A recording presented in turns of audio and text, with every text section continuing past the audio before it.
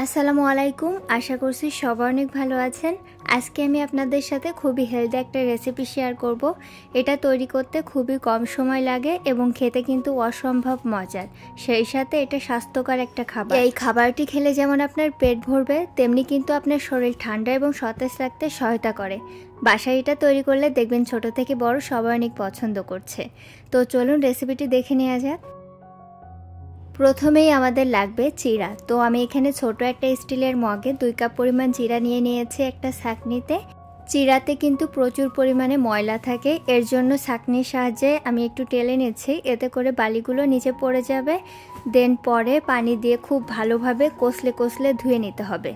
চিড়ার ভেতরে যে ধানের শিটেগুলো থাকে এটা কিন্তু পানি দিয়ে ধোয়ার কারণে এটা চলে যাবে। তো অনেকবার কিন্তু আমি পরিষ্কার পানি দিয়ে কষলে চিড়াটা ধুয়ে নিয়েছি। যতক্ষণ না পর্যন্ত চিড়া থেকে পরিষ্কার পানিটা বের না হচ্ছে ততক্ষণ পর্যন্ত চিড়াটা কিন্তু আমি ধুয়ে নিয়েছি। আর যাদের কাছে কুলা আছে, কুলার সাহায্যে যদি চিড়াগুলো একটু প্রথমে ঝেড়ে নিতে পারেন, এতে করে কিন্তু ধানের শিটেগুলো পরিষ্কার হয়ে যাবে। তো দেখতেই পাচ্ছেন চিড়া থেকে একদম পরিষ্কার পানি বের না হওয়া পর্যন্ত কিন্তু আমি চিড়াটা ধুয়ে নিয়েছি।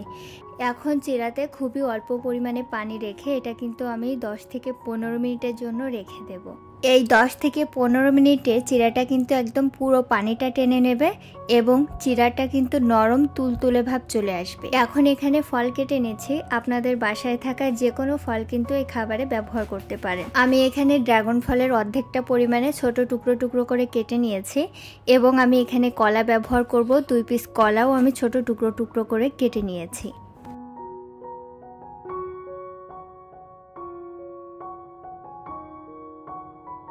আপনারা কিন্তু যে কোনো ধরনের ফল এখানে ব্যবহার করতে পারেন। কয়েক ধরনের ফল যদি ব্যবহার করে খাবারটি তৈরি করেন, খেতে কিন্তু আরও বেশি মজার হবে।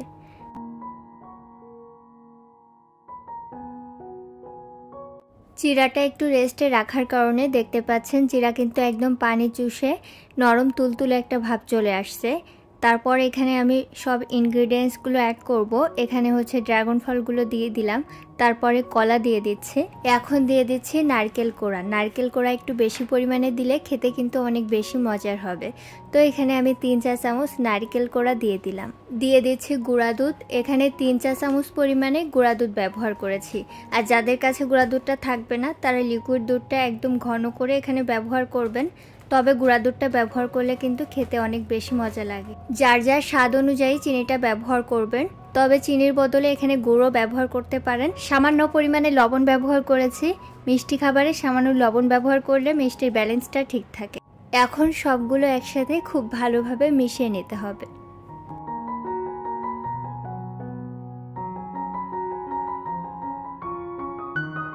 তৈরি হয়ে গেল খুবই হেলদি একটা খাবার। এটা কিন্তু ছোট থেকে বড় সকল বয়সীদের জন্য পারফেক্ট একটা খাবার। তো মাঝে মাঝে আমার বাচ্চাকেও কিন্তু এই খাবারটি তৈরি করে দিই, ও খুব পছন্দ করে। এটা খেতে আসলে অনেক বেশি মজার। বাসায় একবার ট্রাই করে দেখবেন, সবাই অনেক পছন্দ করবে। তো আশা করছি আমার আজকের রেসিপি আপনাদের ভালো লেগেছে। আমার রেসিপিসগুলো ভালো লাগলে আমার চ্যানেলটি সাবস্ক্রাইব করার অনুরোধ রইল। আর কোনো মতামত থাকলে আমাকে কিন্তু অবশ্যই কমেন্ট সেকশনে জানাতে পারেন। আজকের মতো এখানেই বিদায় নিচ্ছি। দেখা হবে অন্য কোনো ভিডিওতে অন্য কোনো রেসিপি নিয়ে। সেই পর্যন্ত সবাই ভালো থাকবেন। আল্লাহ হাফেজ।